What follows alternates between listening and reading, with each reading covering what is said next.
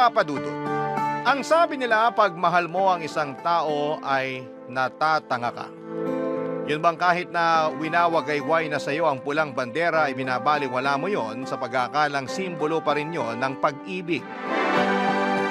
Nakakatawa na noong una ay hindi ako naniniwala doon hanggang sa ako na mismo ang nakaranas. Pero siguro'y gano'n naman talaga, Papa Dudut.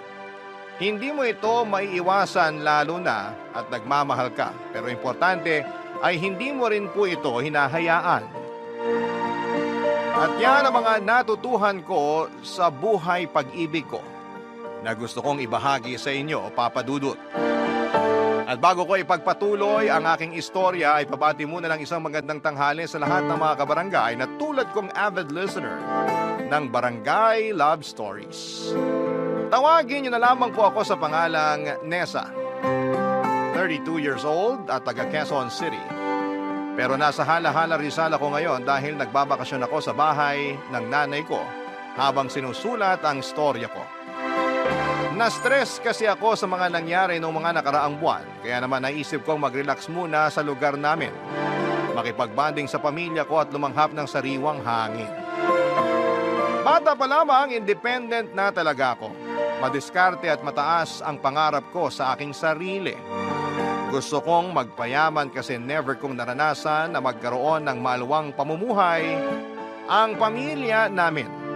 Oo, may tinitirhang kaming bahay at hindi naman nagugutom, pero sapat lang ang kinikita ng tatay ko bilang tricycle driver para sa pang-araw-araw naming pagkain at gastusin sa bahay.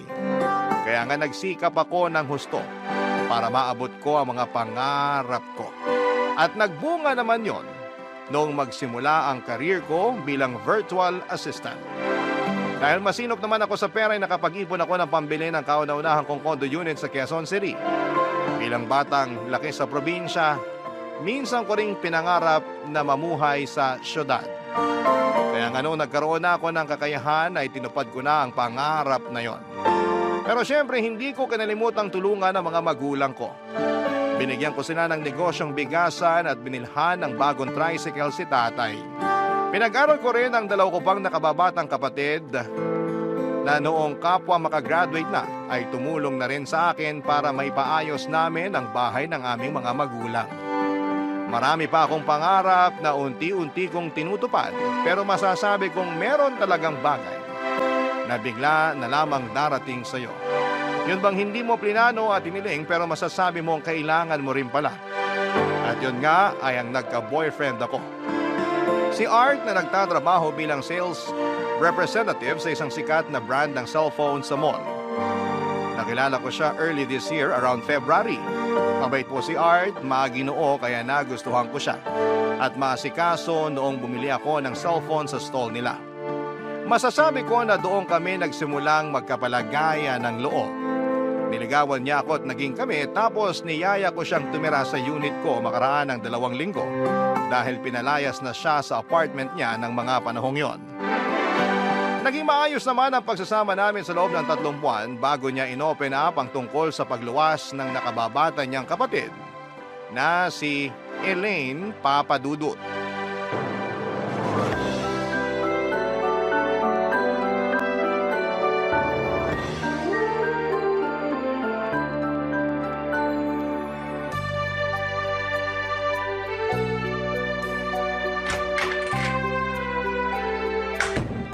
Good morning sa pinakamagandang babae sa buhay ko. Mwah! Babe, ano ba? Anong ano ba? Babe, tirik na yung araw oh. Tanghali na pero sarap pa rin ang tulog mo dyan. Paano hindi mapapasarap yung tulog ko? Pinagod mo ko kagabi. Pero hindi ako nagrereklamo. Akala ko nagrereklamo ka eh. Tampo na sana ako. Ay nako, ito talagang big baby ko, napaka-arte. Alam ko naman na napagod kita kagabi. Kaya nga para makabawi, pinagluto kita ng masarap na almusal. Yung paborito mo. Sige nga, ano yung paborito ko? Garlic rice, daing na bangos, at tapa. Pinaghiwa na rin kita ng kamatis na may itlog na maalat. At nag-brew na rin ako ng black coffee.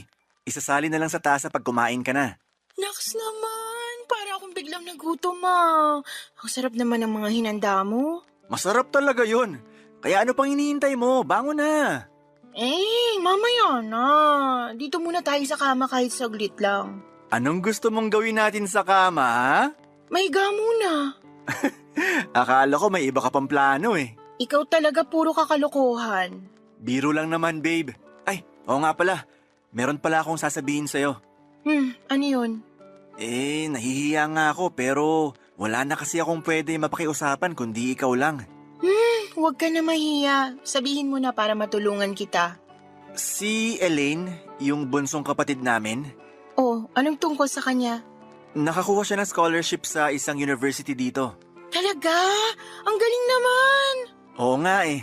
Sa amin talaga magkakapatid, si Elaine yung masasabi kong may utak. Kaya nga sobrang proud na proud kami na naging scholar siya. Lahat naman kayo may utak kaya huwag kang magsalita ng ganyan. Salamat, babe. Pero doon na nga papasok yung sinasabi ko sa'yo na gusto kong pakiusapan. Wala pa kasi akong naiipon pang down sa dorm ni Elaine na titirhan niya rito dahil lahat ng sweldo ko na ipadala ko na sa amin. Makikiusap sana ako kung pwede dito muna siya tumuloy sa kondo mo kasama natin. Kahit 2 linggo lang. Pag-iipunan ko lang yung pambayad sa dorm niya. Ha? Sige na, pumayag ka na. Mabait naman yung kapatid ko eh. Masipag kaya hindi ka mahihirapan sa kanya. Tsaka 2 linggo lang naman. Hindi mo na ako magpapadala kay nanay pag sahod ko. Ipambabayad ko muna sa dorm ni Elaine. Okay, sige. Wala namang kaso sa akin kasi kapatid mo naman yun. Tsaka may space pa naman dito na pwede niyang tulugan. Salamat, babe. Hulog ka talaga ng langit sa aming magkapatid. Kaya mahal na mahal kita eh.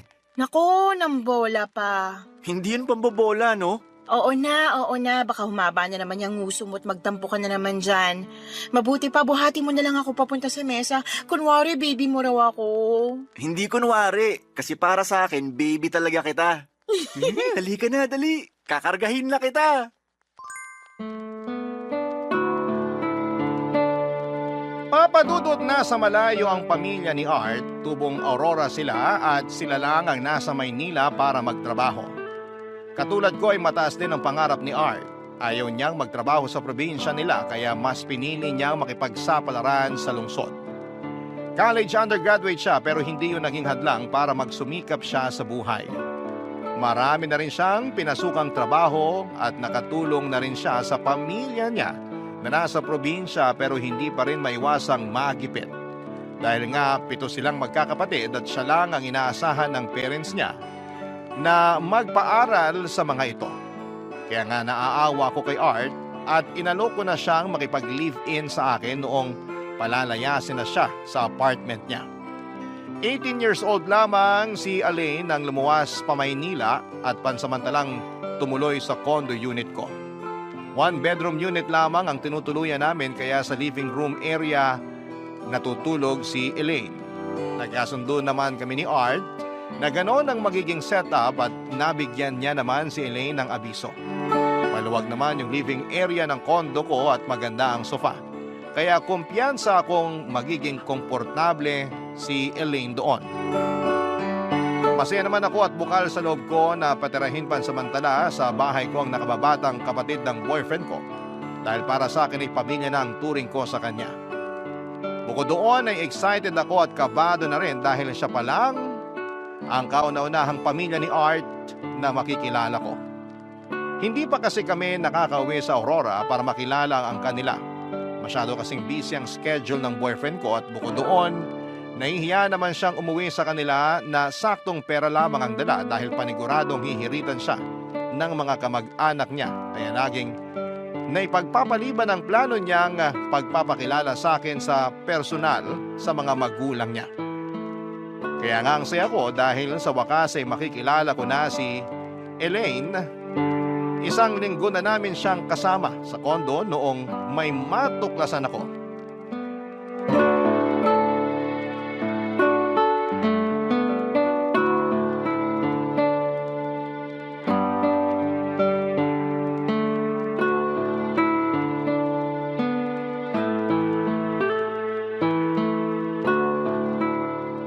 Naku naman, hindi pala magaling tong kasama natin. Sa susunod, wag na siyang isali ha. Pabuhat eh. Ay, ano ba yan? Huwag ka nga dyan sabi, mapapatay ka. Naku, ang hina mo naman umintindi.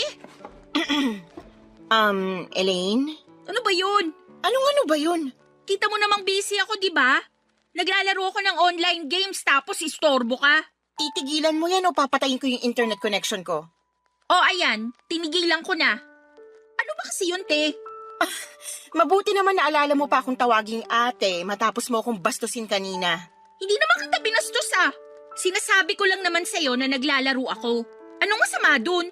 Wala namang masama doon pero ang ingay mo. Nakakarindi ka na. Kita mo naman nagtatrabaho ko, di ba? Pati pala pag-iingay sa bahay na to, bawal rin. KJ mo naman? Hindi ako KJ, okay? Pinagsasabihan lang kita kasi nakakastorbo ka na. Yun. Paano naman ako makaka-istorbo? Soundproof naman yung kwarto mo. Anong soundproof? Kanino mo naman yan nalaman? Kanino pa ba? Eh di kay Kuya Art. Huwag mong sabihin na hindi yun totoo. Hindi naman talaga totoo. At hindi ko rin naman sinabi yun.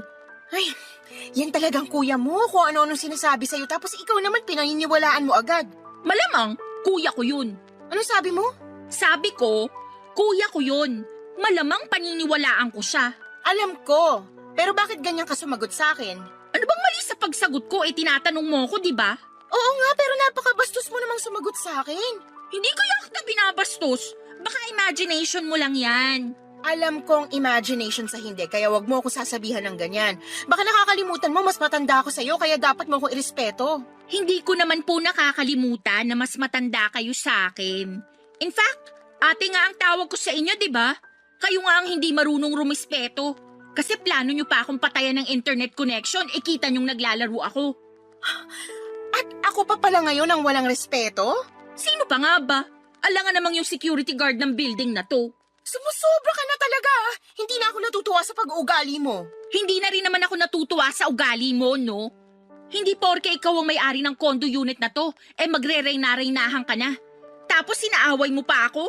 Sige ka, makakarating kay Kuya Art tong ginagawa mo. Siguradong magagalit yon pag nalaman niya ang sumbong ko. Mabuti pa, lalabas muna ako. Katamad kang kasama rito. Daming bawal. Akala mo kung sino. Che?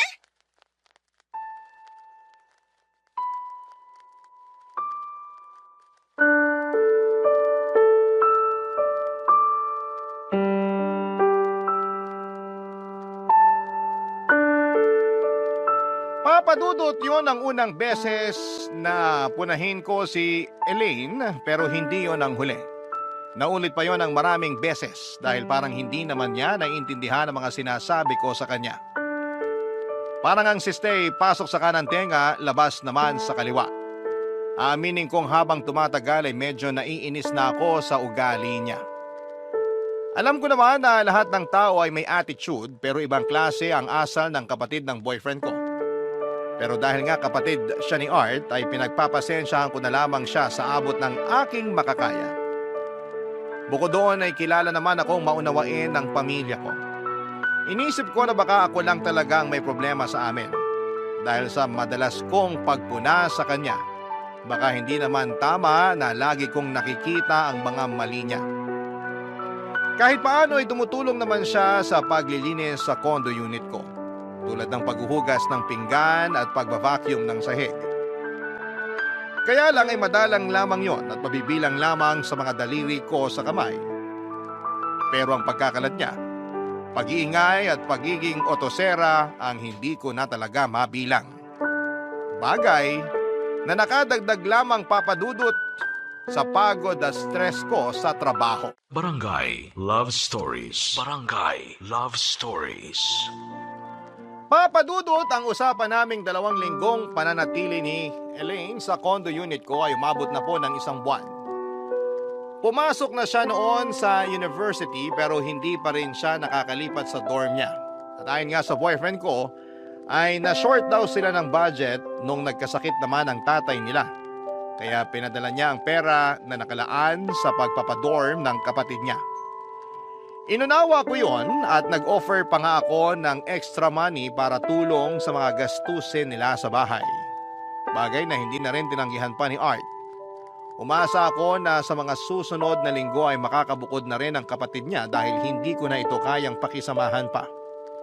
Hindi kasi talaga marunong makisama si Elaine. Lalo na sa akin at ewan ko ba pero pakiramdam ko ay may lihim siyang galit sa akin.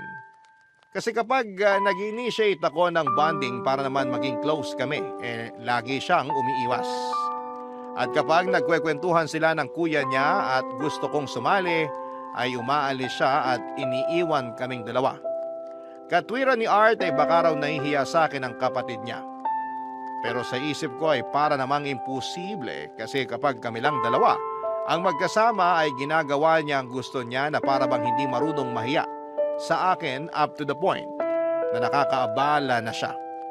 Kaya nga naisip ko na lamang na disiplinahin siya at tumayong ate niya. Total ay may mga nakababata rin naman akong kapatid. Hindi nga nagtagal ay nakarating ngayon sa kalaman ni Art, Papa Dudut.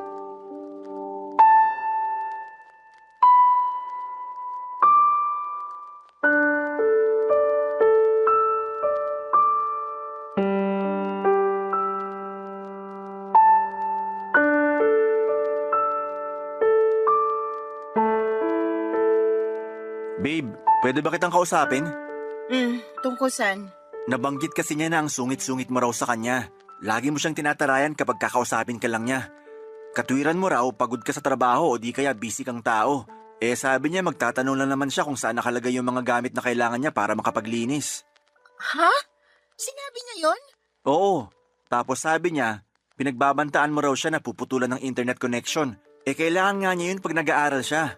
Basta, marami pa siyang sinabi na kinasasama ako ng loob sa'yo. Kaya nga kinakausap kita ngayon. Sandali ah. Bago sumama yung loob mo, sana tinanong mo muna ako kung totoo yung mga sumbong sa'yo ng kapatid mo. Kasi wala sa mga sinabi mo yung totoo, Art. Pero kilala ko yung kapatid ko. Hindi siya marunong magsinungaling. Kilala mo nga ba talaga? Baka naman nagbabait-baitan lang siya sa harap mo pero pag ako na yung kasama niya, puro kamalditahan ang pinapakita niya. Mag-ingat ka sa sinasabi mo tungkol kay Elaine. Kapatid ko pa rin yung pinag-uusapan natin dito. Ano bang sinabi ko? Ikaw yung matanda, kaya ikaw dapat ang umunawa. Inuunawa ko yung kapatid mo kahit na may pagkamaldita at spoiled yan ah. Hindi maldita at spoiled ng kapatid ko. Magalang si Elaine, masunurin at hindi pala sagot. Ay talaga lang ah. Kasi hindi naman niya yan sa akin magawa-gawa. Hindi ko na nga lang sa'yo sinasabi yung mga kamalditahan niya sa akin tapos malalaman ko kung ano-ano pala yung sinumbong niya sa'yo. Ikaw naman paniwalang paniwala. Siyempre, kapatid... Alam ko naman na kapatid mo siya, hindi mo na kailangang ipamukha sa akin. Ang kinakasama ng loob ko rito, yung sinabi mong masama ang loob mo sa akin sa mga sumbong ng kapatid mo na wala namang katotohanan. Lakas pa ng loob mong pagsabihan ako na porke ako yung mas matanda, ako dapat ang umunawa. Kung may nagawa man si Elaine na hindi mo gusto, pagpasensyahan mo na lang, babe. Huwag mo akong matawag-tawag na babe ha, naiinis ako sa'yo, Art. Tsaka, ano nga ulit yun? Pagpasensyahan? Inunawa ko na nga yung kapatid mo, ibig sabihin, kasama na rin dun yung pagpapasensya. Pero ano tong nalaman ko? Nagsumbong na nga siya sa'yo, gumawa pa ng kwento na puro naman mali-mali. Intensyon yata talaga niya na pag-awayin tayo eh. Hindi naman sa ganon. Hayaan mo, kakausapin ko si Elaine. Pipilitin ko siya magsabi ng totoo. Pero nakikiusap ako sa'yo na huwag ka naman maging masyadong mahigpit sa kapatid ko. Napapansin ko kasi parang ina-apply mo sa kanya yung pagiging ate mo sa mga kapatid mo. Hindi ka naman niya talaga ate. Wow! Ako pa talaga ngayon yung pinapalabas mong may mali rito? Hindi nga, babe. Ang akin lang... Huwag mo sabi akong tawaging babe! Yan kasi hirap sa ugali mo eh. Inuuna mo pang magalit kesa intindi ng sitwasyon. Paano ko iintindihin ang sitwasyon? Una pa lang dehado na ako. Mismong pamamahay ko parang wala akong karapatang mag-set ng rules kasi gusto mo pabor lahat dyan sa kapatid mo. Huwag naman tayo umabot sa puntong pati pagtira namin dito sinusumbat mo na. Hindi tayo aabot doon kung maayos lang sana kayo makisama sa bahay eh. Tsaka, kilala mo ako, hindi ako ganong klase ng tao pero punong-puno na ako tapos dinagdagan mo pa talaga.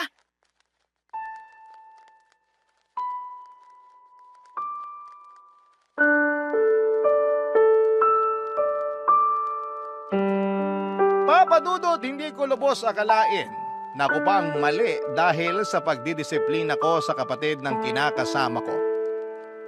At kahit na anong paliwanag ko kay Art ay tila sarado na ang utak niya dahil para sa kanya ay inaway ko raw si Elaine.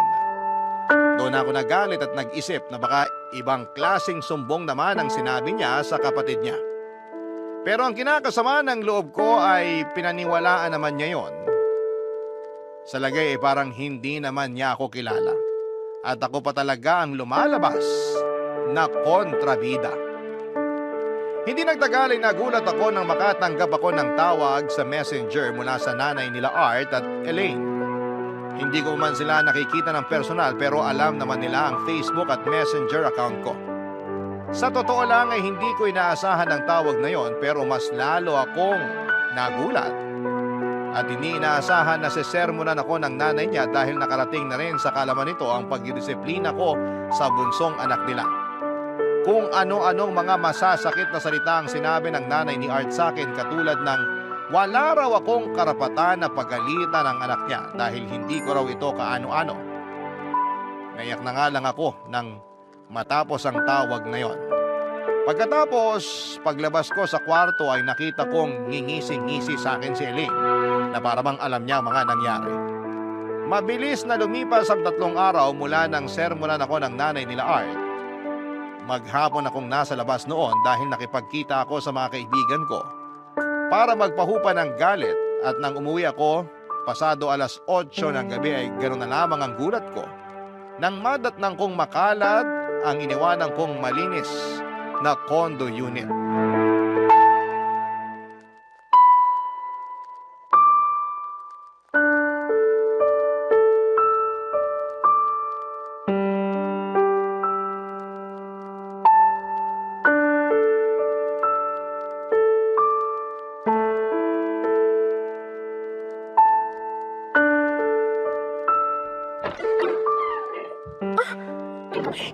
Sandali. Bakit ganito naman kakalat tong kondo ko? Ano nangyari rito? Bakit ang daming paper cups, junk food, at mga lahat ng alak? Uy, Ate Nessa. Nandiyan ka pala. Lasing ka ba? Di naman. Anong hindi naman lasing ka eh? Tingnan mo, ang pula-pula ng pisngi mo. Oo nga, pero hindi naman ako masyadong lasing. Siguro, konti lang. Nakainom lang, ganun. Ganon na rin yun, no? Hindi ako pinanganak kahapon. Ba't bang sungit mo? Siguro hindi ka pinagbigyan ng Kuya Art ko kagabi, no? Pwede ba, Elaine? Tigilan mo nga yung ganyang klase ng pananalita. Bakit? Ano bang mali doon? Pare-pareho na rin naman tayong matatanda rito. Mas matanda pa rin ako sa'yo, kaya wag mo akong bastusin. Di naman kita binabastos. Masyado ka lang malisyosa. Maiba tayo. Yang mga kalat na yan, kagagawan mo ba yan? Oo. Ibig sabihin, uminom ka rito sa kondo ko? Oo ulit. Pero bakit ang daming lata naman yan? Tsaka, marami ring junk food ah. Naubos mo ba lahat yan? Akala ko pa naman matalino ka, Ate Nessa. Pero bakit hindi mo naisip na hindi ko yan kayang ubusin mag-isa? Siyempre may mga kasama akong uminom at kumain yan, no? Hindi mo ba sila nakasalubong? Kaalis lang nila. Mga kaklase ko sila. Nagsama ka ng ibang tao sa pamamahay ko? Oo. Masama ba? Masamang masama dahil unang-una hindi ko alam. Ikalawa, uminom pa kayo rito at panghuli nag-iwan pa kayo ng kalat. Lilinisin ko na lang yan pag medyo nawala na yung hilo ko. Alam mo, ikaw sumusobra ka na talaga. Bakit ka ba nagagalit dyan? Wala namang ninakaw sa kondo mo ah. Wala naman daw valuable na gamit dito. Kaya siguro kahit totoong magnanakaw wala ring pag-iinteresan. Ang kapal naman ang mukha mo sabihin yan. Nagsasabi lang ako ng totoo. Ano bang ingay yon? Dinig na dinig yata kayo hanggang ground floor dahil sa taas ng boses nyo eh. Correction. Si Ate Nessa lang ang sumisigaw, hindi ako. Big kaya ako. Ano ba kasing problema mo, Neza? Kayo ng kapatid mong spoiled brat ang problema ko. Ano na naman ba kasing ginawa namin sa'yo? Nakuha mo pa magtanong? Nandito ka naman pala pero hindi mo man lang sa akin pinaalam na magsasama pala ng mga kaklase ang kapatid mo at mag-iinuman pa sa kondo ko. Alam mo naman na ayaw ko nagpapapasok ng kung sino-sino rito sa bahay ko, di ba? Tatawagan na nga sana kita. Kaso kabilin-bilinan mo sa akin na wag kong istorbohin yung banding yun ng mga kaibigan mo. Sinusunod ko lang yung sinabi mo. Sinabi mo naman pala na huwag kang tawagan tapos ngayon nagagalit ka dyan. Pero sana naisip niyo man lang na ako pa rin yung may-ari ng bahay na to. Hindi naman namin nakakalimutan yun. Oo nga. Saka sinabi ko na sa kanya, kuya, na wala namang nawala rito sa kondo niya. Kaya hindi niya kailangan mag-react ng ganyan. Ayun naman pala. Masyado kang OA, Neza. Maliit na bagay, pinalalaki mo pa. Ah, ganon? Ako pa talagang OA? Sige, linisin niyo yung kalat na yan ha. Tapos huwag kang papasok sa kwarto natin. Diyan ka sa sala matulog, lintik ka.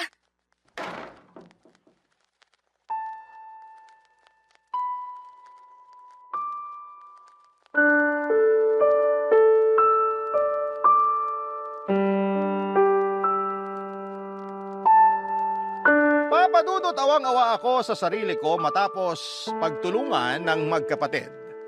Ang kapal ng mukha nila na pagsalitaan ako ng mga masasakit samantalang nakikitira lamang sila sa pamamahay ko. Ako pa naman yung klase ng tao na hindi ugaling magbilang ng tulong o manumbat ng mga nagawa pero punong-puno na ako ng mga panahong yon. Idagdag mo pa na nagkampihan sila ng pamilya nila at pinapalabas na ako talaga ang may pagkukulang at may kasalanan. Bukod doon ay sobrang disappointed ako kay Art dahil simula't sa pool ay hindi na niya ako kinampihan. Laging si Elaine na lamang ang iniintindi niya kasi raw ay mas bata sa akin ang kapatid niya. Hindi ko nga yata narinig na dinidisiplina niya ito kaya lalong nagiging maldita ang luka-luka. Doon ako nakaramdam ng pagsisisi na pumayag akong patirahin ang kapatid niya sa condo unit ko. Nagmagandang loob lang naman ako pero bakit parang hindi naman yata maganda? Ang sukli sa akin at nakaka-stress talaga, Papa Dudut. Barangay Love Stories. Barangay Love Stories. Papa Dudut, ilang araw kong hindi kinibo si Art dahil sa pagtatalo naming yon. Lalo tuloy silang naging close ng kapatid niya at malimit ko silang naaabutang nagbabandig nang hindi ako kasali. Nagluluto rin sila ng pagkain sa kusina ko gamit ang mga sangkap na pinamili ko pero para sa kanila lang, Papa Dudut. Hindi nila ako sinasali. Kasi baka raw hindi ko kainin ang niluto nila. Bagay na hindi ko maisip kung paano nila nasabi. Hindi naman ako maarte o pihikan sa pagkain.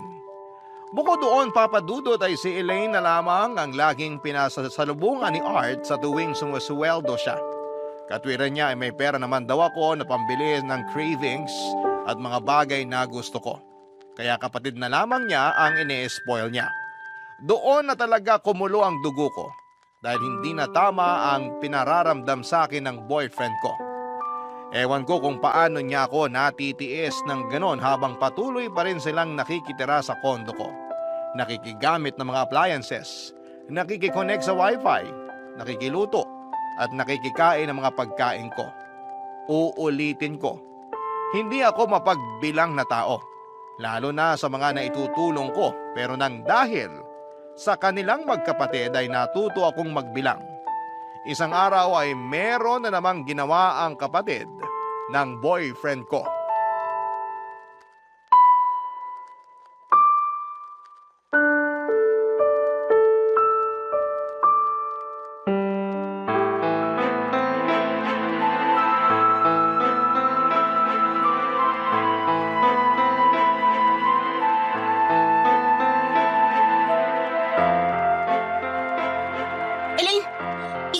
Nag-post sa akin dito sa Facebook mo tungkol sa kung paano kita tratuhin sa pamamahay ko? Oo, bakit? May reklamo ka? Totoo naman lahat ng sinabi ko dyan. Oo, Kuya may Art! reklamo ko kasi ang Kuya kapal ng pagbumukha mo. Si Ate Nessa, oh! Anong nangyayari rito? Yan kasing girlfriend mo, sinisigawan ako. Wala naman akong ginagawa rito. Nananahimik lang ako habang nagsiselfone. Ano ba kasing problema mo sa kapatid ko, Neza? Tulad ng inaasahan, kinampihan mo na naman yung magaling mong kapatid nang hindi man lang inaalam kung ano ang totoong nangyari. Kahit na ano pang nangyari, wala ka pa rin karapatan sigawan si Elaine. May karapatan ako dahil akong agrabyado rito. Nakita mo ba tong pinost ng magaling mong kapatid sa Facebook niya? Kasi kung hindi pa yan, tingnan mo. Akin na nga, patingin. Wala naman akong sinabing masama dyan, kuya. Nagsabi lang ako ng totoo. Walang totoo sa lahat ng sinabi mo dyan.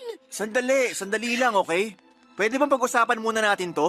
Ano ba bang pag-uusapan natin? Halatang naninirang puri ang kapatid mo, Art. Sabi niya nagsasabi lang daw siya ng totoo. Nasa talampakan ba yung utak mo? O sadyang wala ka lang natitirang respeto sa akin? Oo, magkapatid kayo, pero girlfriend mo ko. Para namang hindi mo ko kilala kung basta-basta ka nalang maniniwala sa kanya. Kaya nga pag-usapan muna natin to, pwede? Huwag ka naman basta-basta nagsasalita ng ganyan sa kapatid ko. Ano gusto mo?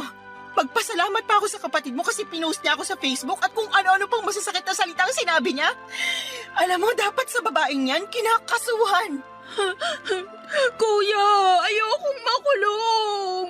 Hindi ka makukulong, kumalma ka lang. Ang kakapal ng mukha niyo!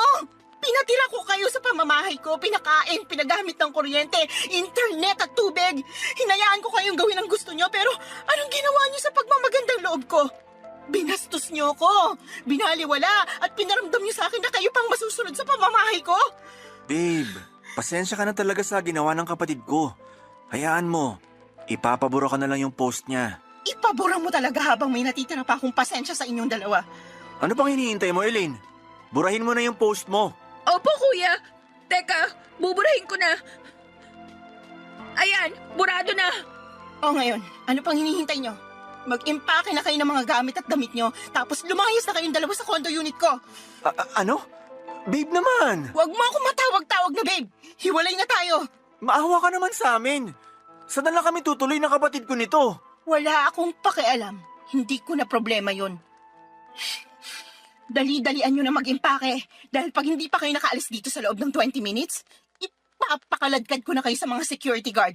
Kakapal na mukha nyo. Mga bastos at mga walang utang na loob. Papa Dudut, hindi ko na napigilan ang damdamin ko at tuluyan na akong sumabog dahil sa mga nalaman kong pinakalat na chismis sa akin ni Elaine sa social media. Ang kapal ng pagmumukha niyang palabasin na ako pa yung nag-aalipusta sa kanya samantalang sila ngang magkapatid ang umaapi sa akin sa loob mismo ng pamamahay ko. Kaya kahit nagkasakita na kami ng loob ng panahon na yon, ay hindi na talaga ako nagpapigil pa. Hindi rin ako nakaramdam ng pagsisisi ng palayasin ko silang magkapatid sa condo unit ko. Para sa akin ay deserve nila yon matapos nila akong siraan at pasakitin ang ulo ko. Makalipas nga ang 1 linggo ay tinext ako ni Art at humihingi siya ng pasensya. Huli na raw kasi nang ma-realize niya ang katotohanan. Sana raw ay pinakinggan niya ako at inunawa. Na bilang kuya, siya ang nagdisiplina sa nakababata niyang kapatid. At bilang likas na malambot ang puso ko ay nireplyan ko si Art. In short ay nagkabati kami at nagkabalikan. Pero nagset na ako ng boundaries. Hindi ko na sila pinabalik sa condo unit ko. Pero lalo yata akong napasama ng palagian naman akong nakakatanggap ng chat mula sa nanay nila at iba pa nilang mga kamag-anak na nagsasabing maramot daw ako. At baka karmahin ako sa mga ginawa kong pagpapalayas sa magkapatid. At lahat ng yon ay sinabi ko kay Art, Papa Dudut.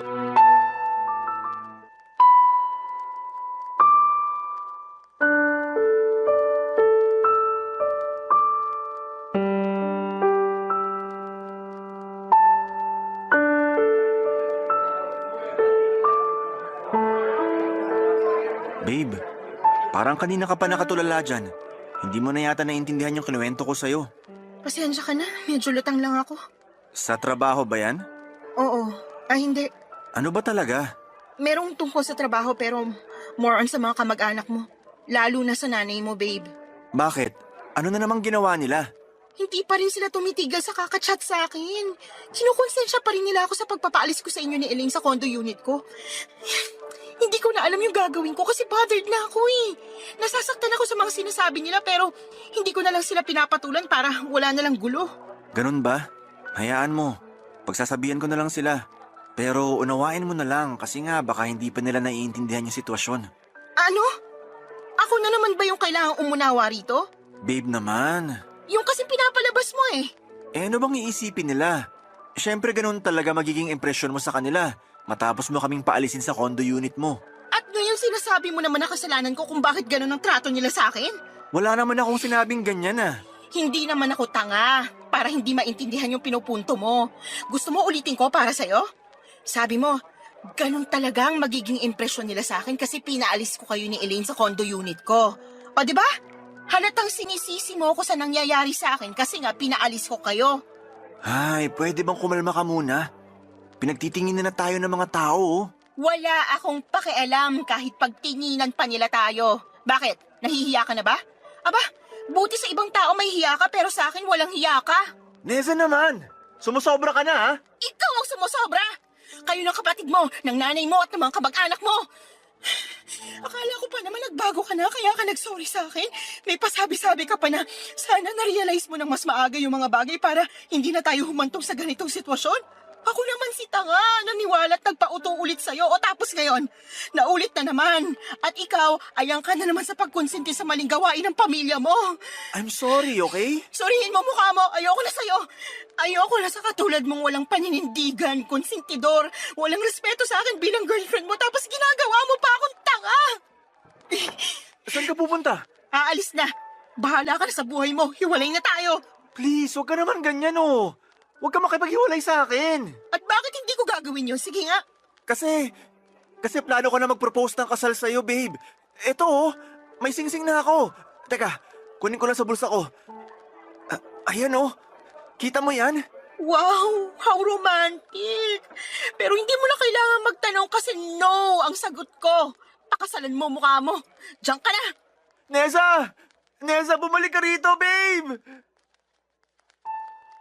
Papadudot nilayasan ko si Art ng walang lingon-lingon sa date namin dahil inis na ako sa kanya. Buong akala ko pa naman ay nagbago na siya pero hindi pa rin pala. Pagkasakay ko sa kotse ay nagstay muna ako ng ilang minuto sa parking area para umiyak. Kahit naman paano ay masakit sa akin na makipaghiwalay ulit sa lalaking mahal na mahal ko pa. Pero pagkatapos naman noon ay tumahan ako at masasabi ko na gumaan ng husto ang dibdib ko. Para bang nabunutan ako ng malaking tinik sa lalamunan. Nang mga panahong yon ay umuwi ako kina nanay sa Hala-Hala Rizal para magsumbong. Blinako na rin sa messenger ang mga kamag-anak ni Art at nag-deactivate ako ng social media. Nag-social media break muna ako kasi pakiramdam ko ay masisiraan ako ng bait sa mga nangyari. Hindi ko akalain na mauuwi sa bangungot ang love story namin ni Art. Pero inisip ko na blessing in disguise ang paghihiwalay namin ng landas. Sa ngayon ay inaabala ko na lamang ang sarili ko sa trabaho habang naghihilom ang aking puso. Hanggang dito na lamang po ang sulat ko at maraming salamat sakaling mapili po ninyong i-ere sa programa ninyong Barangay Love Stories. Sana po'y kinapulutan po ito ng aral at inspirasyon ng mga kabarangay natin. God bless sa inyong lahat, Papa Dudut, and more power sa inyong istasyon. Ang inyong kapuso at kabarangay forever, Nessa. Dear Papa Dudut, may mga pangyayari na nagpapabago ng husto sa buhay natin. Yun kasi ang eksaktong karanasan ko na naganap noong 32 years old ako. 35 na ako ngayong 2024 at 3 taon na rin ang nakalipas. Simula na mangyari ang aking ikakwento ngayong tanghali sa Barangay Love Stories. Pero bago ko umpisahan ay magpapakilala muna ako. Tawagin niyo na lamang po ako sa pangalang Jimboy, 35 years old at taga Maynila at nagtatrabaho ako ngayon sa isang call center bilang agent along Eastwood, Quezon City. Matagal-tagal na rin po ako sa pagiging ahente. Siguro nagsimula ako noong 25 anyos pa lamang ako. Hindi kasi ako nakapagtapos ng kolehiyo dahil medyo bulak-bol ako nung estudyante ako noong araw. Pinag-aral naman ako ng nanay ko pero parang sinusuka talaga ng sistema ko ang eskwelahan. Puro tropa, cutting classes, inom at sigarilyo ang inatupag ko noon. May utak naman ako and in fact, pangarap ko maging piloto pero mas nadaig ang katamaran at katarantaduhan ko noong araw kesa kasipagan at pagsisikap na makapagtapos. Hindi po ako proud sa mga ginawa ko noong kabataan ko, kaya nga po payo ko sa mga kabarangay nating nag-aaral pa, ay tapusin ninyo ang pag-aaral ninyo. Mas maganda pa rin yung may natapos kayo. Pero sa ngayon ay hindi na ako nagsisisi. Tapos na ako dyan. Mga ilang taon din yon hanggang sa nagsawa na lamang ako at sinabi ko sa sarili ko na kailangan kong magsikap sa pagtatrabaho para maibigay ko sa pinakamamahal kong nanay ang maayos na buhay na deserve niya, Papa Dudut.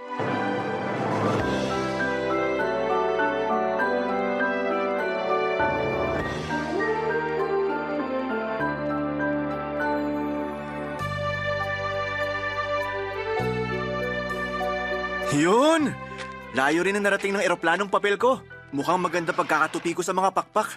Jimboy, nak! Kanina pa kita tinatawag sa loob ah. Wala ka bang naririnig? Ay, tinatawag niyo pala ako, Nay. Oo, nakailang beses na.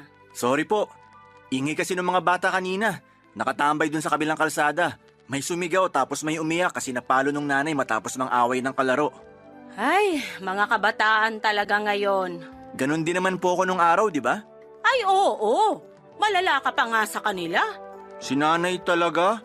Sobra naman po yung malala pa ako sa kanila. Totoo naman. Kulang na lang mapanot ako sa'yo dahil sa katigasan ng ulo mo. Muntik na nga kitang itakwil bilang anak ko eh. Buti na lang naghimala ang langit kasi nagbago ka. Buti na lang hindi niyo po ako tinakwil. Siyempre, biro lang yon. Meron bang magulang nagugustuhing magtakwil ng sariling anak? Meron naman po. Eh, siguro yung mga napagod na talaga sa mga ugali ng anak nila. Kaya mabuti na lang nagbago ka na. Marami po kasi akong na-realize, lalo na nung nagkaedad na ako. Talaga? Ano yon? Na nakakapagod pala maging pasaway. Na ayoko na kayong bigyan ng sakit sa ulo kasi tumatanda na rin kayo. Sobra ka naman? 53 pa lang ako, oy! Oh, tingnan nyo. Kayo rin kanina, sobra sa pagsasabi na malala pa ako sa mga batang pasaway dito sa atin. Nagsasabi lang naman ako ng totoo ah. Sa kasabi mo nga, ikaw na lang yung napagod magpasaway. Pero alam mo, masaya ako kasi sa wakas tumino ka na. Ayoko naman na hanggang sa kamatayan ko eh. Pasaway ka pa rin kasi sino na lang ang magtitiis sa'yo kapag wala na ako. Huwag niyo naman pong sabihin yan. Ayaw ko pa po kayong mawala. Hindi naman kasi natin mapipigilan ang kamatayan. Pero wag kang mag-alala. Ayoko pa rin namang sumunod sa tatay mo. Ay, teka. Ano ba yung pinapalipad mo sa ere? Ay, eroplanong papel po. Teka, damputin ko lang. Ang tanda-tanda mo na, naglalaro ka pa rin yan. Opo. Tsaka na-miss ko lang bigla kasi lagi ko itong nilalaro nung bata ako. Natatandaan ko nga. Sabi mo, pangarap mong maging piloto para makapagpalipad ng totoong eroplano. Yun din kasi ang kinalimutang pangarap ng tatay mo. Siguro kung hindi lang dahil sa kahirapan, buhay pa at isa ng ganap na piloto ang ama mo. Siguro nga po. Pag nangyari yun, baka hindi na rin ako pinanganak. Kasi di niya kayo nakilala. Bakit naman? Kasi natupad nyo na yung pangarap nyong maging model. Anong pinagsasasabi mo? Pangarap ko ba yun? Opo. Hilig yung ang rumampa-rampa sa bahay, dala-dala yung walis tambo at pang-agiw eh. Ewan ko sa yung bata ka. Puro ka na lang kalokohan. I love you, Nay. He! Mabuti pa pumasok na tayo sa loob kasi luto na yung paborito mong merienda. Yung ginataang bilo-bilo po? Oo, sa kalumpiang toge. Tara na, para makakain na tayo. Sige po. Yahoo!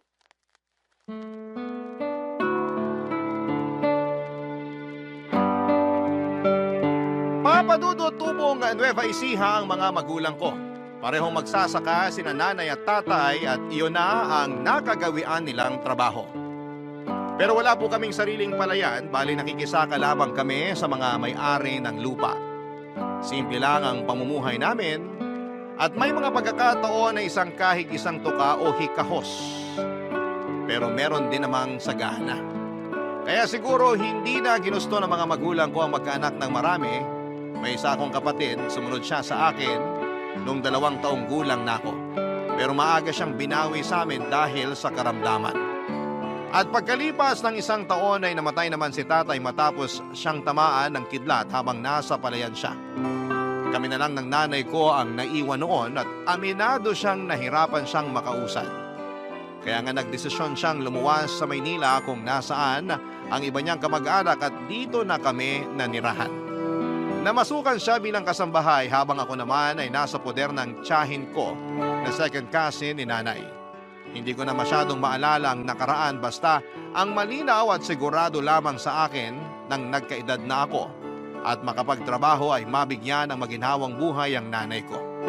Bukod kasi sa siya lang ang magulang na meron ako, siya lang din ang nagtiyaga sa ugali ko lalo na nung pasaway pa ako. Yun din ang rason kung bakit sa edad kong 32 ay hindi pa rin ako nag-aasawa.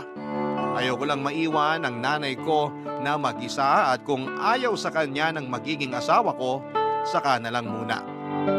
Pero naiintindihan ko naman si nanay dahil concern lamang siya sa akin.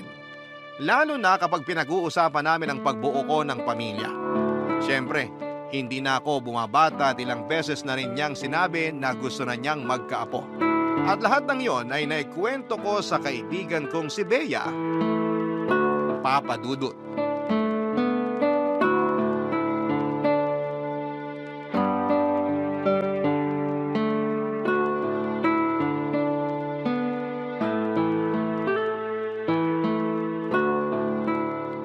O tapos, anong sagot mo sa nanay mo pag kinukulit ka niya mag-asawa na? Katulad ng dati, sinasabi ko na wala pa sa bokabularyo ko. Pero may plano ka ba talagang magkaroon man lang ng pamilya o magkaanak? Oo naman. Sino bang lalaki ang hindi nangangarap nun? Uy, meron din kayang mga lalaki na ayaw nun. Oo, pero hindi ako kasama sa kanila. Maniwala sa'yo, check boy ka kaya? Matagal na akong nagbago. Tsaka ilang taon na rin akong walang girlfriend, no? Ang sabihin mo, ilang taon ka nang walang girlfriend kasi na-trauma ka dun sa huling ex mo. Yung nang iwan sa'yo sa ere matapos mong mag-propose ng kasal, sino nga ba yun?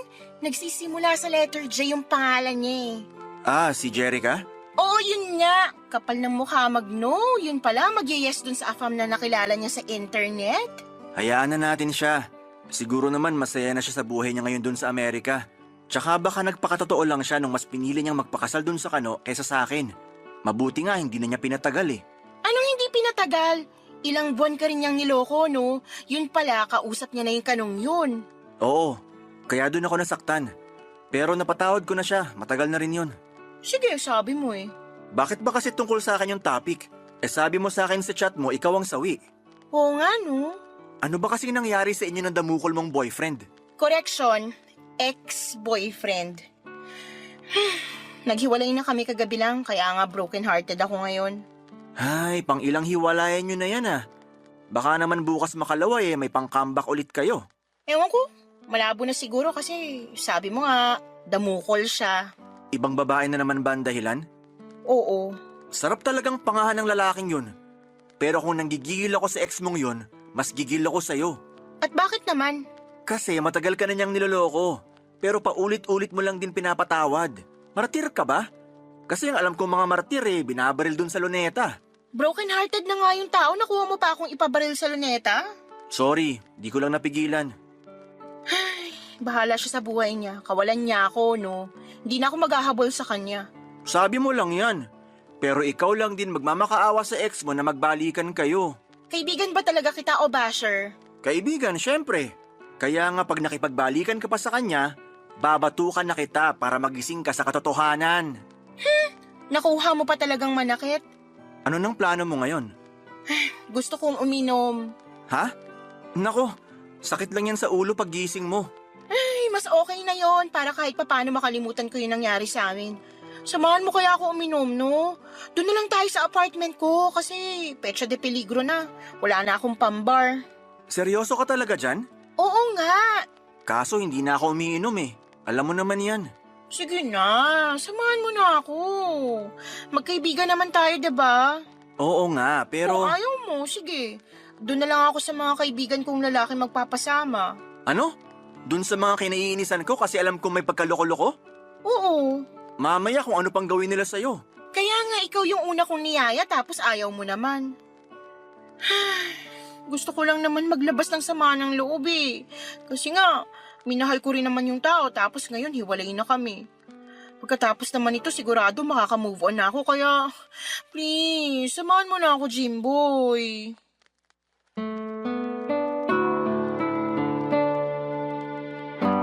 Papa Dudut, Pandemic era noong pinasok ko si Bea sa call center na pinagtatrabahuhan ko.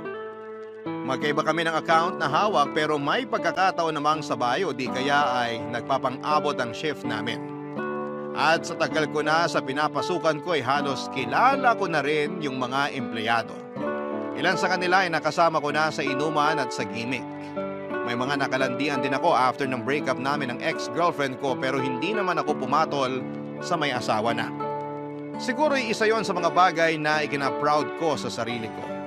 Hindi naman kasi natin may kakailan na talamak talaga ang kabitan sa call center. Nagkakilala kami ni Bea noong namasukan ako bilang dishwasher sa isang parisan sa lugar namin bago ako naging ahente. Cashier naman siya doon at serbedora. Naging close kami pero hindi naman kami nagkagustuhan dahil hanggang pagkakaibigan lang ang tingin at turingan namin sa isa't isa. Pero parang kapatid ko na si Bea, kaya naman overprotective ako sa kanya. Ayoko siyang ma-inlove sa mga affairs sa trabaho namin or ma-involve sa mga affairs sa trabaho namin kasi masakit yon sa ulo. Sa huli, napapayag niya rin akong samahan siyang uminom. Pero sa apartment lamang niya kami pumunta papadudot.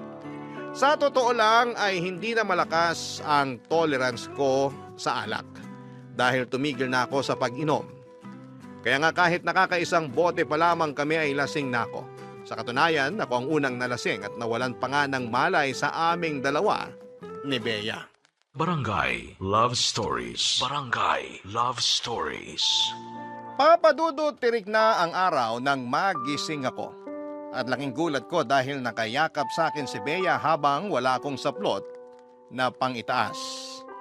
May suot naman akong boxer shorts pero hindi ko na rin maalala ng malinaw kung paano kami nauwi sa ganong sitwasyon ng kaibigan ko. Nataranta ako nang makita kong na kaunan sa dibdib ko si Bea at kinabahan ako nang mapansin kong wala rin siyang suot na damit na pang-itaas. Siguro'y narinig niya ang nervyos ko sa dibdib ko kaya pagkalipas lang ng ilang sandali ay nagising na rin siya. Kita ko sa reaksyon ng mukha ni Bea na naguluhan siya at nung tinanong ko siya kung bakit kami humantong, sa ganon ay wala rin daw siyang maalala sa mga nangyari. Nagkasundo kami na kalimutan na lamang yon dahil baka nadala lamang kami ng kalasingan. Nagsorry siya sa akin at nag-insist na igawa ako ng almusal at pakainin bago umuwi. Pero ako nang tumanggi dahil hindi pa ako komportable. Pero nagpaalam naman ako ng maayos kay Bea na uuwi na ako. Pagdating ko sa bahay ay sinalubong agad ako ng nag-aalala kong nanay. Hindi kasi ako nakapagsabi kung saan ako pupunta ng gabing yon. Pagkatapos kong magmano sa kanya ay dumiretso ko sa banyo para maligo na. Gusto kong mahimasmasan para naman tumino ang isipan ko ng mga panahon na yon. At habang nagbubuhos ako ng tubig sa ulo ko ay may punto na inaalala ko kung paano kami humantong ni Bea sa pangyayaring yon. Inisip kong mabuti kung sino ang unang nagpakita ng motibo pero wala talaga akong matandaan. Unang beses nangyari sa akin yon dahil naranasan ko na namang malasing. Pero ibang klase ang tama ng alak na ininom namin ng gabing yon. Parang nawalan ako ng malay at wala pang maalalang masyado paggising. Tulad ng sinabi ko ay kinalimutan na namin ni Bea ang mga nangyari, papadudot. Hindi namin yon pinag-usapan hanggang sa lumipas ang 2 linggo. Nakatanggap na lang ako ng mensahe sa kanya sa messenger na nagsasabing gusto raw niya akong makausap, papadudot.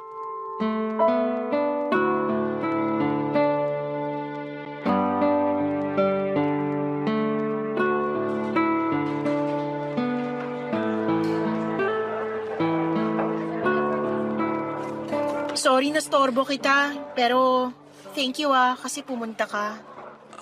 Okay lang naman. Di naman ako masyadong busy. Pansin ko parang iniiwasan mo ko dahil ba sa nangyari sa atin sa apartment ko? Sorry kasi hindi ko lang mapigilan. Naiintindihan ko. Kahit naman ako naiilang pa rin ako lalo magkaibigan tayo. Hindi ko lang kasi lubos maisip kung paano tayo humantong sa ganon. Hindi naman siguro ako yung unang humalik. O ako ba? Ewan ko, hindi ko rin maalala. Ay, dapat talaga hindi na lang ako pumayag na uminom tayo. Wala sana nangyaring ganun. Eh, kung hindi ka pumayag, makikipag-inuman pa rin ako sa iba. Gusto mo ba sila yung makagalaw sa akin? Ano bang klaseng tanong yan? Sagutin mo na lang kasi. Siyempre hindi. May mga karelasyon na yung mga lalaking gusto mong samahan. Sasabit ka sa mga yun, Bea. Kaya nga, mabuti na lang ikaw yung kasama ko nung gabing yun. Hindi ko alam kung anong mabuti doon. Na alam kong wala kang sabit. Na pareho tayong single kasi... Kasi buntis ako. Anong sinabi mo? Buntis ako, Jimboy. Nabuntis mo ko. Hindi pwede to. Anong hindi pwede? Eh, may nangyari nga sa atin. Oo, pero hindi pa ako handang magkaanak. Alam mo naman yun, di ba? So, anong gusto mong gawin ko sa batang to? Ipalaglag ko? Yan naman yung wag na wag mong gagawin. Matakot ka sa Diyos. May buhay na yung bata sa tiyan mo. Wow ha. Ako kailangan matakot sa Diyos pero ikaw hindi. Di ba dapat mas matakot ka kasi sinabi mong hindi ka pa handang magkaanak? Sa lagay, susulohin ko lang pagpapalaki sa batang to na sabay naman nating binuo. Eh hindi ko nga gusto yun nangyari, di ba? Wala akong kamalay-malay nun. Nagising na lang ako na magkayakap tayo habang walang damit. Anong pinapalabas mo, inakit kita? Hindi naman sa ganon. Ganun na rin yun. Alam mo, nakakasama ka ng loob eh. Akala ko pa naman sa lahat ng lalaki, ikaw yung makakaintindi sa sitwasyon, ikaw yung susuporta sa akin at sa magiging anak natin, pero ikaw pa yung nangungunang umayaw sa amin, lalo na sa anak natin. Sa palagay mo, handa na akong maging nanay? Paano kung sabihin ko sa'yo na hindi pa rin at gusto kong ipalaglag tong bata sa tiyan ko? May magagawa ka ba? Wala, di ba? Pero, Yan naman ang hirap sa inyong mga lalaki. Kayo lang yung may karapatang maduwag sa responsibilidad at hindi magpakatatay sa magiging anak nyo. Tapos kami mga babae dapat maawat magpakananay. Parang unfair naman, di ba? I'm sorry, Bea. Ano magagawa ng sorry mo? Lalo mo nang pinapasama yung loob ko dahil sa mga sinabi mo.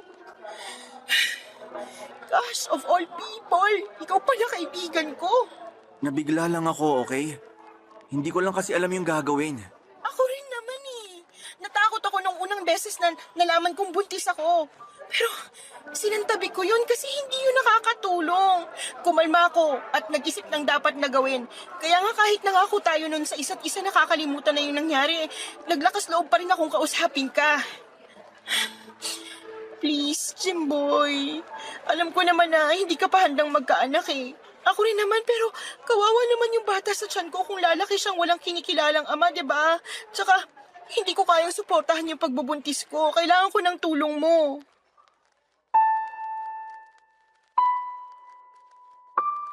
Papadudot abot langit ang kabako nang sabihin ni Bea na buntis siya at ako ang ama. Siyempre, may nangyari sa amin kaya malamang ay mabubuntis ko talaga siya. Inasahan ko na yun noon pa lamang nang sinabi niyang may pag-uusapan kami. Pero sinantabi ko lang kasi ayokong mapraning. Kaya lang matapos kong mapatunayan na nagbunga nga ng sanggol ang nangyari sa amin, ay doon na ako kinain ng matinding takot at kaba. Hindi pa kasi ako handang maging ama. Pakiramdam ko ay kulang pa ang nalalaman ko para maging mabuting magulang. Para sa akin ay masyadong mabilis sa mga pangyayari at alam ko na magiging malaki ang hatid noong pagbabago sa buhay ko. Ang totoo ay pangarap ko naman talagang magkaanak at bumuo ng sariling pamilya. Pero hindi pa agad-agad. Kasi nga ayoko pang iwanan ang nanay ko. May ipon naman ako at kaya kong panagutan ang anak namin ni Bea. Hindi ko lang talaga alam kung ano na ang kasunod noon. Kaya nabagabag ako. Hanggang sa napansin na nga ng nanay ko ang pagkabalisa ko kaya kinausap na niya ako. Papadudot.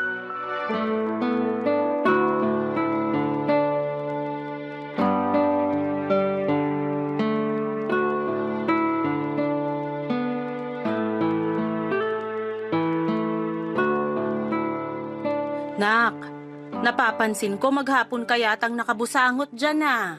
May nangyari ba sa trabaho nyo? Wala naman po, Nay. Wala. Pero mukhang pinagsakluban ng langit at lupa yung mukha mo. Pagod lang po ako siguro tsaka puyat. Nandun na tayo. Pero iba kasi yung nararamdaman ko eh. Siguro ito na yung tinatawag na mother's instinct. Kaya kung ano man yung bumabagabag sa'yo, sabihin mo na sa akin. Malay mo, makatulong ako. Hala, bakit ka umiiyak, Jimboy? May problema po kasi ako. At hindi ko na kayang solohin. Kaya nga nandito ako, para damayan ka ano man yung problema mo. Nahihiya po kasi ako sa inyo kasi ang laki-laki ko na. 32 na ako. Dapat sa edad kong to, kaya ko nang solusyonan yung mga problema ko. Ano naman kung 32 ka na? Kahit mag-42 ka pa o 52, anak pa rin kita at ako pa rin ang nanay mo. Kaya sabihin mo na sa akin yung problema mo. Nakabuntis po ako. Ha? Kilala niyo po si Bea, di ba?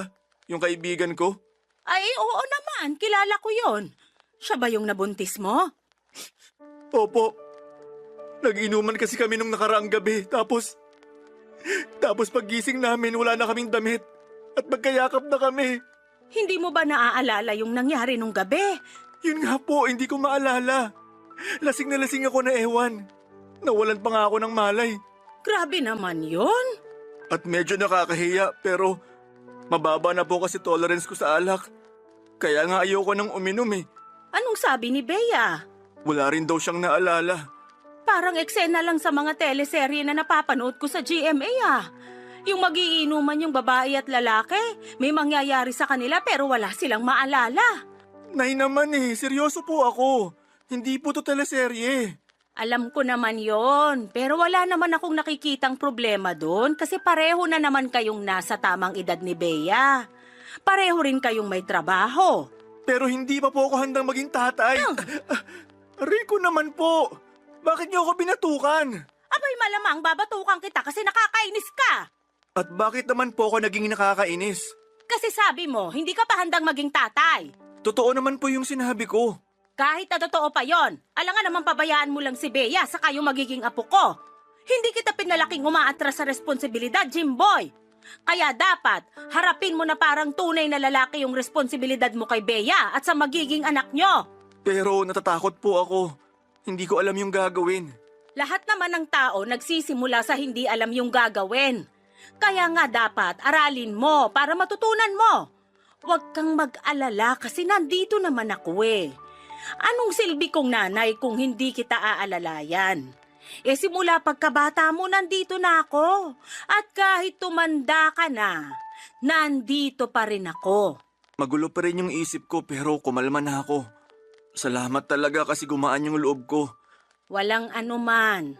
Basta wag na wag mong tatakasan yung responsibilidad mo sa magiging anak nyo ni Bea. Sige ka, baka magsisi ka kasi masarap magkaroon ng anak. Papadudot dahil sa excitement ng nanay ko nang nalaman niya magkakaapo na siya ay nabawasan ang lungkot ko ng gabing yon. Bukod doon ay pinayuhan din niya ako ng mga dapat kong gawin lalo na at magkakanak na ako. Ewan. Siguro hindi lang talaga ako makapag-isip ng matino noon kaya nadaig ako ng takot at pag-aalala. Pero mabuti na lamang at to the rescue ang nanay ko. Kaya nga nangako ako sa kanya na pangangatawanan ko ang magiging anak namin ni Bea at gagawin ko ang lahat upang maging mabuting ama. Noong sumunod na araw ay kinausap ko si Bea tungkol sa sitwasyon namin. Sinabi ko sa kanya na susuportahan ko ang magiging anak namin bilang tatay nito. Bagay na kinatuwa naman ng kaibigan ko. Bilang unang hakbang ay sinamahan ko siyang magpa-check up at magpa-ultrasound. At ang saya pala sa pakiramdam na sa unang pagkakataon ay narinig namin, papadudot ang heartbeat ng aming baby. Kakaibang saya sa aking pakiramdam ang naranasan ko ng araw na yon. At nasabi ko na lang sa sarili ko na excited na akong maging ganap na tatay, papadudot. Barangay Love Stories. Barangay Love Stories. Papadudot naging masela ng pagbubuntis ni Bea noong 3 buwan na niya. Kaya naman nag-decide siyang mag-resign sa trabaho at kinausap ko siya na lumipat sa bahay namin para maalagaan siya ng nanay ko. Ganon nga naging setup namin hanggang sa makapanganak na siya.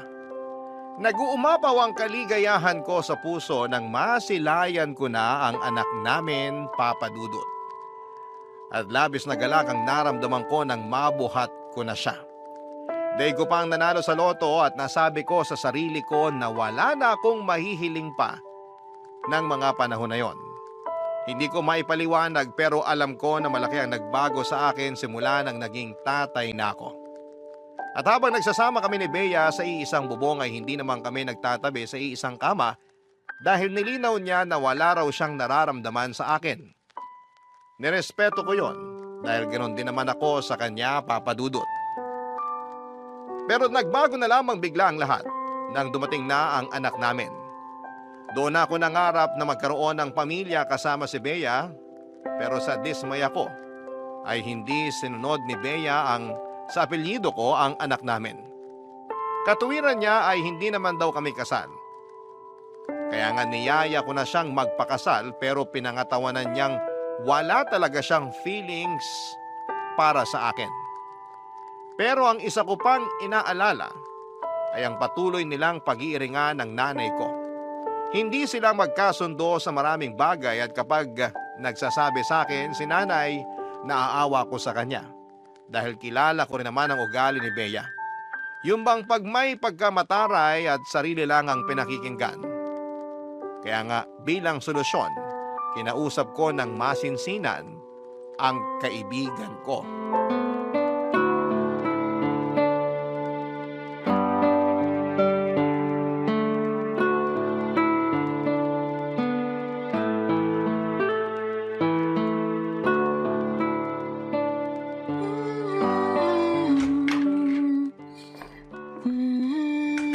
Bea, wala ka bang balak kunin kay nanay yung anak natin? At bakit ko kukunin? Kanina lang gustong-gusto niyang alagaan yung apo niya. Hayaan mo sa kanya yung bata, wag mo rin kukunin. Kukunin ko na pag nakapagpalit ako ng damit. Amoy usok na ako sa biyahe ko. Alam mo, ikaw ang KJ mo. Anong KJ dun? Pagod na nga si nanay sa pag-aalaga ng anak natin. Tama lang yun, kasi bida-bida siya masyado. Anong sinabi mo? Ang sabi ko, may pagkabida-bida yung nanay mo. Kaya nga hindi kami magkasundo sa maraming bagay eh. Lahat na lang may pinupuna siya. Akala mo siya na yung pinakatamang tao sa mundo. Kainis kaya. Kung may hindi ka sinasang-ayunan kay nanay, pwede mo naman sabihin sa kanya ng maayos. Nakikinig naman yun. Nakikinig daw, pero hindi kaya. Ang tigas ng ulo ng nanay mo. Masyado pang pakialamera na akala mo wala na akong ginawang tama sa kung paano ko alagaan yung anak natin. Concerned lang siya sa'yo at sa anak natin. Hindi naman niya intensyon na makialam. Siyempre, sasabihin mo yan kasi nanay mo siya. Ano pa nga bang dapat kong asahan sa'yo? Mama's boy ka. Anong sinabi mo? Ang sabi ko, mama's boy ka. Oh, totoo naman. Kasi sa edad mong yan, nakaasa ka pa rin sa nanay mo. Hindi mo nga siya maiwan kasi nag-aalala ka kamo sa kanya. Hoy, ipapaalala ko lang sa'yo na matanda na yung nanay mo. Nagmamarunong na nga na kaya niya ng sarili niya. At ikaw hindi ka na bata. May anak ka na nga, pero kung makapagtago ka pa rin sa saya ng nanay mo, wagas. Alam mo, hindi ko na nagugustuhan yung pananalita mo tungkol sa amin ng nanay ko. Bakit? Nasasaktan ka? Ganun naman talaga. May kasabihan nga na truth hurts. Ang akin lang naman sana makisama ka. Dahil ba dito ako nakatira sa inyo? Pakain niyo ako kaya gusto mo makisama ako? Para lang magkaroon tayo ng matiwasay na pagsasama sa pamamahay na to. Sus, matiwasay na pagsasama raw. Gusto mo ba na lumaki yung anak natin sa magulong pamilya? Yung nagsisigawan, nagiiringan, at nagpapataasan ng pride? Kasi ako, ayoko. Sinasabi mo ba na ma-pride ako? Ma-pride ka naman talaga. Kaya nga nakikiusap ako na sana matuto ka rin magpakumbaba. Yabang mo naman magsalita porque dito ako nakatira sa inyo at ikaw ang nagpapakain sa amin ng anak ko. Hindi ko naman yun sinusumbat sa'yo ah. Hindi rin ako nagyayabang kasi responsibilidad ko yun. Hayaan mo. Pag nakahanap ako ng trabaho, aalis na kami ng anak ko rito sa bahay niyo para wala ka na ring responsibilidad. Bea naman. O bakit? Di ba yun naman ang gusto mo? Yung mawala kami ng anak mo sa buhay mo? Sino may sabi sa'yo? Mahal ko kayo ng anak natin. Kaya ayaw ko kayong mawala. Mahal daw.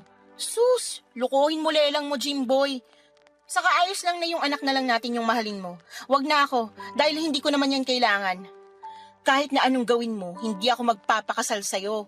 Ayokong tumanda kasama mo at makasama ng matagal yung nanay mong bida-bida at pakialamera. Mabuti pa, kukunin ko na yung anak ko dun sa nanay mo para makatulog na kami. Wag mo na rin kaming puntahan dito sa kwarto kasi ayoko ng storbo. Bakit ka ba ganyan sa akin? Wala naman akong ginawang masama sa'yo ah. Ay, wag mo na ako akong dramahan. Lalo lang ako naiinis sa pagmumukha mo. Nakakasuya kayo ng nanay mo. Umalis ka nga dyan. Nakaharang ka sa dadaanan ko.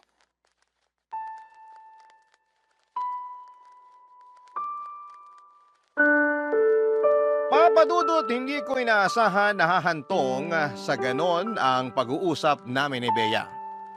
Halatang hindi niya yon kinatuwa at katuwiran niya ay nakakainis daw si nanay at kapag si nanay naman ang kinausap ko ay sinasabi niyang hindi raw marunong makisama itong si Bea. Ewan ko ba pero nahihirapan ako dahil nakatira kami sa iisang bubong. Idagdag niyo pa yung hindi ipinaapelyido sa akin ni Bea ang anak ko. Kahit na sa akin din naman ang galing ang bata. Nasaktan talaga ako ng husto at gusto kong umapila pero hinayaan ko na lamang. Mabilis na lumipas ang mga linggo at napansin ko na madalas ay abala si Bea sa pakikipag-chat sa kung sino-sino. At kapag tinatanong ko siya, nagagalit siya sa akin at pinagsasabihan akong pakialamero. Nalulungkot ako kasi bakit ganon ang trato niya sa akin. Naiintindihan ko naman na hindi niya ako mahal pero bakit kailangan niya akong ituring na para bang may masama akong ginawa sa kanya. Kaya nga hinayaan ko na lamang siya at sa abot ng makakaya ko ay tinikom ko na lamang ang bibig ko para hindi na makapagkomento pa. Kaya lang ay napuno na ako at kinain ng matinding selos. Nung isang beses ay may nabasa akong sweet message sa kanya ng isang lalaki sa chat. Doon ko na siya kinausap para questionin at maglabas ng saloobin.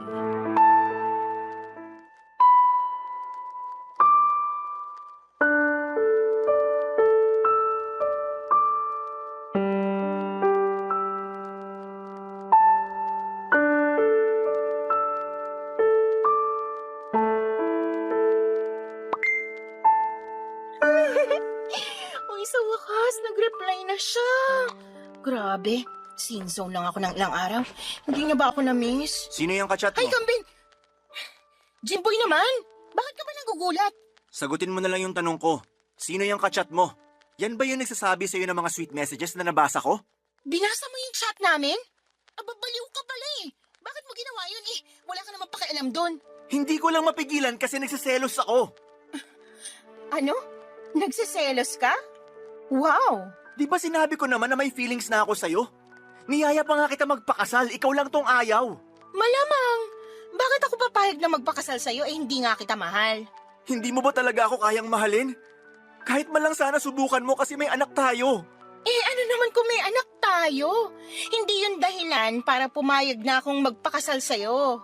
Bea naman. Nako, wag mo na nga akong dramahan ng ganyan. Naaalibadbaran ako eh. Ano bang gusto mong gawin ko para mahalin mo rin ako? Para pumayag ka na magpakasal sa akin. Lubayan mo ako. Yun ang gusto ko kasi kahit na anong gawin mo, hindi kita kayang mahalin. Hanggang pagkakaibigan lang yung turing ko sa'yo. Kaya sana naman irespeto mo yun. Nirirespeto ko naman. Hindi ko lang akalain na pagkatapos ng mga pinagdaanan natin, nagkaanak na tayo't lahat-lahat eh, hindi mo pa rin ako magagawang mahalin. Hindi nga garansya ang pagkakaroon natin ng anak para mahalin na kita. Tsaka sana, alam mo na sa mga oras na to, may iba na akong gusto. Ito kachat ko nga diba? Kaya tanggapin mo na lang. Siguro nahihirapan lang ako kung paano ko yung tatanggapin. Parang ang bilis kasi ng mga pangyayari. Anong mabilis doon? Nung una pa lang naman wala na tayong nararamdaman sa isa't isa. Ikaw lang to nagkagusto sa akin pero hindi ibig sabihin na magkakagusto rin ako sa'yo. Alam mo, nagpapasalamat naman ako sa mga tulong na ginawa mo sa amin ng anak ko eh. Pero naisip ko, oras na para umalis kami sa poder mo. Anong ibig mong sabihin? Saan mo dadalhin yung anak ko? Wala ka na doon. Anong wala? Anak kong pinag-uusapan natin dito! Hindi mo siya anak. Hindi nga siya naka-apelyido sa'yo eh. Ano ba pinagsasabi mo? Matagal ko na sanang gustong sabihin sa'yo yung totoo kaso hindi ako makatsyempo. Pero gabi-gabi, kinakain ako ng konsensya ko kaya nagdesisyon na ako ipaalam sa'yo ang lahat. Pwede bang linawin mo kung ano yung sinasabi mo? May dahilan kung bakit hindi ko pinaapelyido sa'yo yung anak ko. Kasi hindi naman talaga ikaw yung tatay niya. Ha? Sinong tatay ng anak mo? Yung ex-boyfriend ko. Paano nangyari yun? Di ba hiwalay na kayo? Oo, pero nabuntis niya na ako nun. Yun talaga ang rason kung bakit kami naghiwalay kasi katulad mo nung una, natakot din siya at ayaw niyang panagutan yung anak namin. Huwag mo nga akong ikumpara sa lalaking yun. Magkaiba kami. Para sa akin, pare-pareho lang kayong mga lalaki. Sinasabi mo na may pinagkaiba ka sa amin? Mas malala pa nga yung ginawa mo dahil sa panuloko mo sa akin eh. Ang kapal na mukha mo, Bea. Ginamit mo lang ako at pinaniwala sa kasinungalingan mo. Kaya nga aalis na kami rito ng anak ko. Huwag kang mag-alala. Babayaran ko na lang lahat yung mga ginastos mo sa amin. Desperado lang ako ng mga panahong yun kaya naisip kong magsinungaling sa'yo. Pasensya ka na. Sinubukan ko namang pangatawanan ng kasinungalingan ko eh. Ginusto ko na ikaw na lang ang kilalanin niyang ama pero nung sinilang ko yung anak ko, narealize ko na hindi ko pala siya kayang palakihin sa poder mo. Kaya hindi ko pinadalang apelyido mo sa kanya lalo ngayon na nakipagbalikan na ako sa ex ko na siyang totoong tatay ng anak ko. Ang sama mo, Bea. Ang sama-sama mong babae. Dinamay mo pa talaga yung inosenteng bata sa pagiging desperada mo. Sana makarma ka sa ginawa mo sa akin. Napakasama mo! Papadudot, ginustong malaglag ni Bea ang anak nila ng ex-boyfriend niya kaya niya ako niyayang uminom ng gabing yon. Pero dahil nakonsensya siya ay sinet up na lamang niya ako para pagmukaing may nangyari sa amin at ipaako sa akin ang anak nila. Kaya nga naggalit ako sa kanya ng husto at halos gusto ko siyang ipabarangay. Pero pinigilan ko ang sarili ko dahil may pinagsamahan pa rin naman kami at naging magkaibigan kahit papaano. Siguro kung may nawala sa akin ng mga panahong yon ay ang respeto at pagmamahal ko sa kanya. Lahat yon ay napalitan ng buot at pagkadismaya, papadudot. Bago umalis si Bea, binayaran niya lahat ng mga ginastos ko sa kanila ng batang itinuring ko ng sariling anak. Hindi ko alam kung saan siya kumuha ng pera, pero hindi ko na po inalam. At simula noon ay hindi ko na sila nakita pa. May parte sa akin na nagsisisi kasi pinalis ko lamang sila ng gano'n na lamang kabilis. Paano kung anak ko naman talaga yung bata? Paano kung nagsinungaling lang talaga sa akin si Bea para makapagsama na sila nung lalaki niya? Sa kabila ng mga tanong na yon ay may parte sa puso ko na nagsasabing hayaang ko na lamang. At mabuti na lang dahil mas maaga kong nalaman ang katotohanan. Ewan ko ba pero isa lang ang malinaw sa akin ng mga panahong yon. Durog na durog ang puso ko. Mabuti na lang at kasama ko ang nanay ko kaya kahit papaano ay nakabangon ako at nakapagpatuloy sa buhay. Kaya lang muli na naman akong pinadapa ng matinding kalungkutan nang makarating sa akin ang balitang nasangkot daw si Bea, ang anak niya at ang kinakasama niya sa isang aksidente sa motor habang nasa probinsya sila. Nakaligtas ang lalaki pero parehong binawian ng buhay ang dati kong kaibigan at ang anak niya. Ang sakit-sakit lang malaman na wala na sila sa mundong ito. Matagal ko na rin naman siyang napatawad, papadudot, dahil ayokong dalhin ang pagkamuhing yon sa kanya sa habang buhay. Hanggang dito na lamang po ang sulat ko, papadudot, at maraming salamat sakaling mapili po ninyong i-ere sa Barangay Love Stories. Ang inyong forever kapuso at ka-barangay, Jimboy.